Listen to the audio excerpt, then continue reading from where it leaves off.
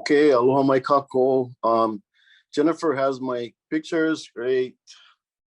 Um, Mahalo for this opportunity to share some of our Molokai food system initiatives over the last 40 years. Next. It was really difficult trying to condense all these pictures, 40 years into 20 slides, so please bear with me. Next. This picture is a picture of my colleague, Altin Arakaki, who retired 3 years ago. We've worked in a lot of projects together as well as individual projects. Next. Molokai is very unique in terms of our ethnic makeup, and this is reflective of the former plantation community that played a dominant economic role for the last 50 years. We have a strong subsistence ethic in fishing, hunting, and gardening. We have a small tourism sector. We have a limited service industry infrastructure, no fast foods, only slow food. Next. Pineapple production covered over 18,000 acres of the west side of the island. And there were early successes by homesteaders as individual farm operators, and this was modified to allow corporations greater profits. As a result of all of this, many of the homesteaders lost their agrarian roots, while some families continue to farm portions of their homestead even to this day. Next. With the closure of pineapple, there was an economic upheaval on the island, and 60% of the jobs were lost. Many families moved to other islands to secure jobs. And around 1982, the Department of Business, Economic Development, and Tourism, along with the County of Maui Economic Development, formed the Molokai Task Force, and we oversaw the agriculture subcommittee composed of farmers, and we acted as staff. And the farmers, through surveys, identified 26 issues through an 18-month process of interviewing tons of people. And next. And so these were the main initiatives identified by the farmers, and I'll go through each one. Next. Molokai is known as the windy area because of our, due to many factors.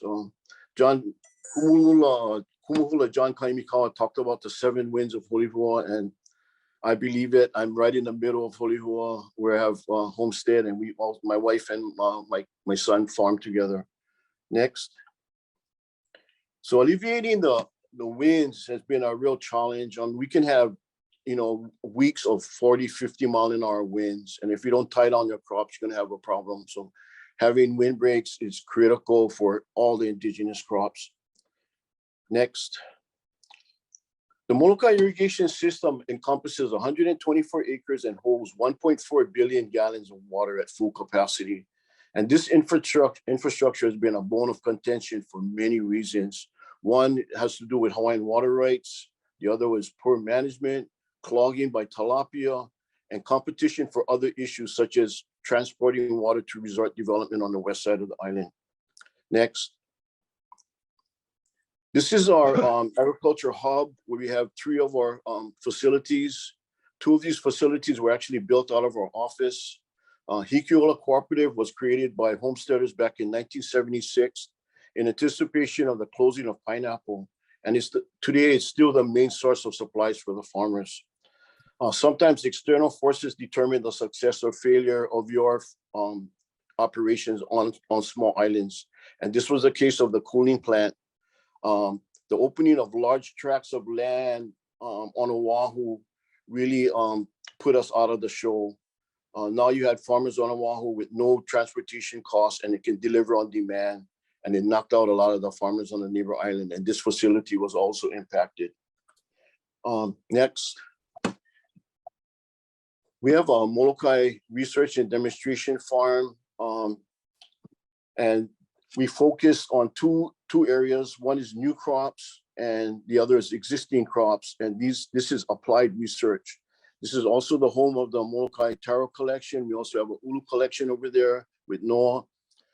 This facility is in flux right now. It's being reorganized through a partnership with UH Maui. and possibly the State Department of Agriculture as a TB testing and quarantine area. Next. Kaunakakai is the main town where 50% of the people live. The wharf is our lifeline to the outside world. In the late 1990s, we partnered with the State Department of Transportation to develop the Kaunakakai Wharf 2010 plan. And we were able to secure funds to strengthen the wharf to allow 40-foot containers onto the island. Previous to this, we could only bring in 20-foot containers because the wharf could not handle the weight. We also secured funds to construct a shed for agricultural products. Two important factors influence economic development: the depth of the harbor and the length of the runway. Next. In addition, we created a Molokai Farm Bureau, and we also carried the Molokai Task Force Agriculture Subcommittee report to the state legislature. What happened was our report was rejected by the task force because they wanted our water for resort development on the west end. So what we did was we took the farmers to the legislature. A lot of them testified for the first time, and I still remember the first time we went to the legislature, and they were really concerned. We had to get home and feed the pigs. And I said, tell the legislature you got to feed the pigs. And they did, and they moved us to the front and were able to testify and secure funding. Next. We secured the first socially disadvantaged farmer and rancher grant from USDA back in 2002. And my colleague Alton took the lead and developed an organic papaya initiative in the homestead. We're the only island that doesn't have papaya ring spots. We're able to grow organic papaya. Next. We're also the first to receive a beginning farmer and rancher grant back in 2009, and we worked with 31 homesteaders. What is unique about this community is a strong interdependence ethic, since they've been living here for 7 generations, and many are related. Next. Alton was the curator of the Molokai Tarot collection, which is the mother of all tarot collections today. And the holy has been passed to Jennifer, who will discuss this very important cultural event that happens every year, as well as maintaining the collection. Next. I had the fortunate or unfortunate opportunity of working with Walter Riddy, Clayton He, and John Sebas to create the Molokai Makahiki back in 1982.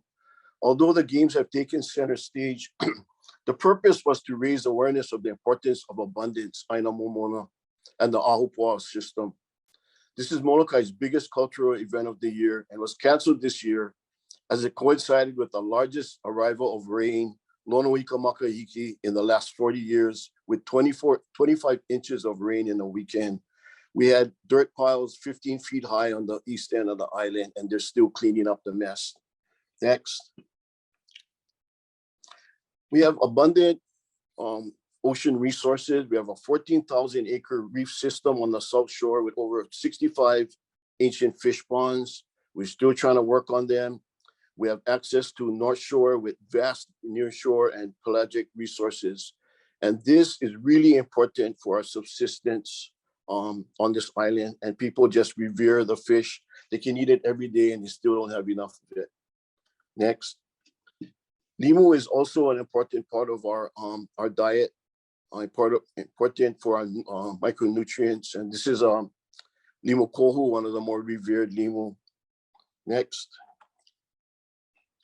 In 2018, I was involved with Sustainable Molokai, and actually my wife interviewed 100 homesteaders. It's not easy to get into the homestead houses. You have to know them. She grew up with all of them. Were able to collect some interesting information. 12% are farming commercially, 26% are interested in farming, and 48% were interested in agriculture classes. Some of the barriers to farming, access to funding, survival of agriculture, business management background, and deer problems. Next. which leads me right to the next one. We have a major issue with deer, estimated to be over 60,000 deer. We're having problems all over the island. This is a very interesting poster. The Kuala Lumpur school is asking people not to hunt around the school during school class hours. And this is an ongoing issue on the highways at night. And we haven't gotten a handle on this issue. Next, as a result, we deal with rampant erosion. Hawaii already has some of the highest erosion rates in the United States, and it's been accelerated through drought as well as deer and also climate change. And just wanted to introduce my colleague, Jennifer Hawkins, on the next slide. She comes to us from Arkansas with 15 years of experience in to see you, Kavika.